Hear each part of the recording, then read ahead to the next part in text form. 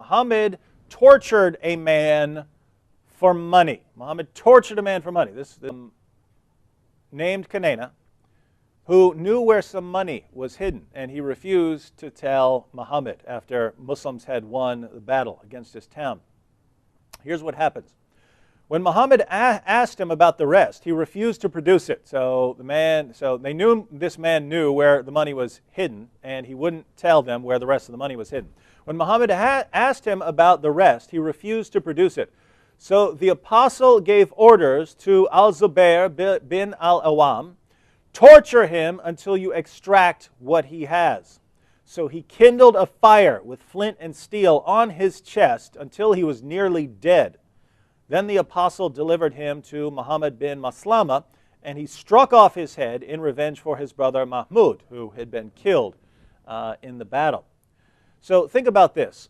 Muhammad wants to know where some money is hidden, and Muhammad doesn't have any international rules for correct conduct in the aftermath of war. And so what does he have his followers do? Light a fire on this man's chest to burn him and torture him until he tells where the money is hidden. So according to Muhammad, in the example which, according to the Quran, is the ultimate moral example for Muslims to follow. That's Surah 33, verse 21 of the Quran. Muhammad is the pattern of conduct that Muslims are supposed to follow.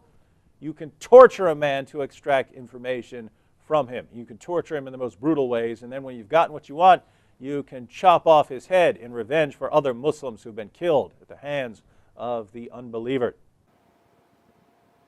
Assalamu alaikum and hello to my non-Muslim viewers. David Wood, the same David Wood who tried to kill his father with a hammer and was put into a mental hospital by his mother, says that the Prophet Muhammad tortured some person named Kinna ibn al-Rabi for some treasure.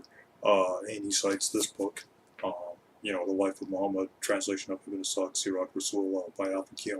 Now I'm going to be trying to make this video as short as possible, so I'm just going to be getting to the point right now. So the page he cites is Ibn Sa'd, page 515 to page 515, where where it says the apostle gave orders that the ruins was to be exaggerated, and some of the treasures was found.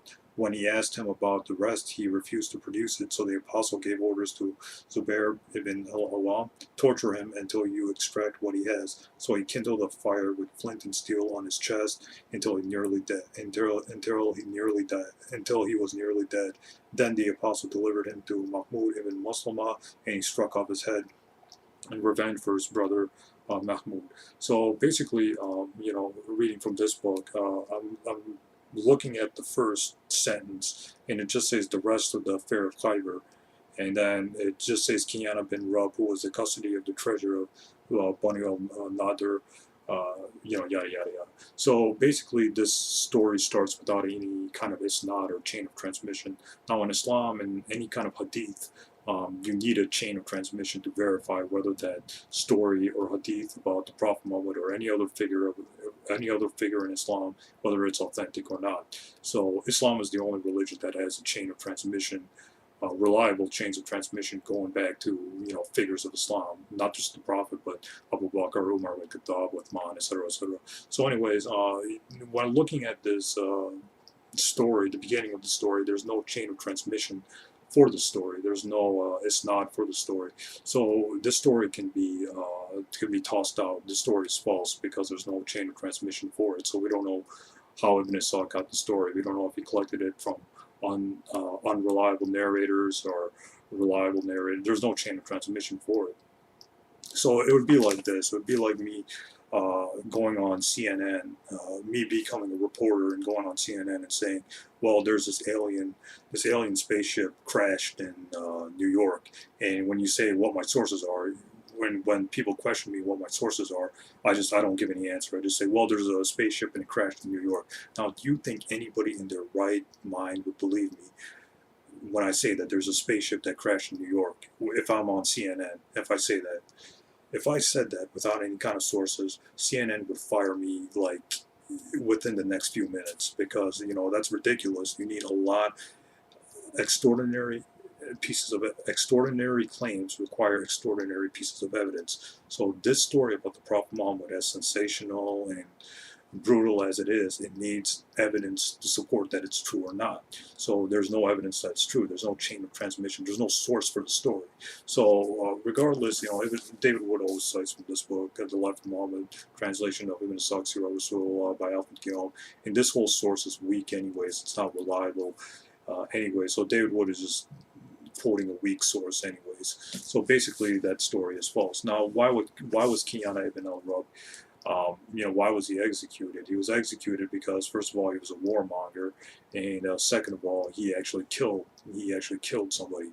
He killed Muslims and stuff. So in Islam, and not just Islam, but in the Old Testament and in the Bible, because Jesus says in the Gospel of Matthew chapter 5 verse 17 that I'm not come to destroy the law but to fulfill the law. So Christians, in 1 Timothy also says that all scripture is inspired, so Christians can't use that it's the Old Testament, that's the Old Covenant. No, according to the New Testament, the Old Testament laws are still binding. But anyways, according to the Bible, there's something called eye for an eye, tooth for a tooth, etc., etc. So the reason why Kinna ibn al-Rab was killed was because he was a warmonger. That's the first thing. And the second was he actually killed Muslims. So the Muslims just retaliated or gave him a just punishment for his actions. So Kinna ibn Rab wasn't just killed for because he was hiding some money or some treasure or because he was greedy. No, he was a warmonger. He was a war criminal. That's the whole thing behind it. And that whole story is found in Sunan Abu Dawud, which I'll be posting the exact reference below. So that's the whole story behind the Kinna ibn Rab. There's no that story of Prophet Muhammad torturing him for money or ordering people torture him for money is found in this book, The Life of Muhammad, translation of Ibn Ishaq Sirah Rasulullah by Alfred Gulam.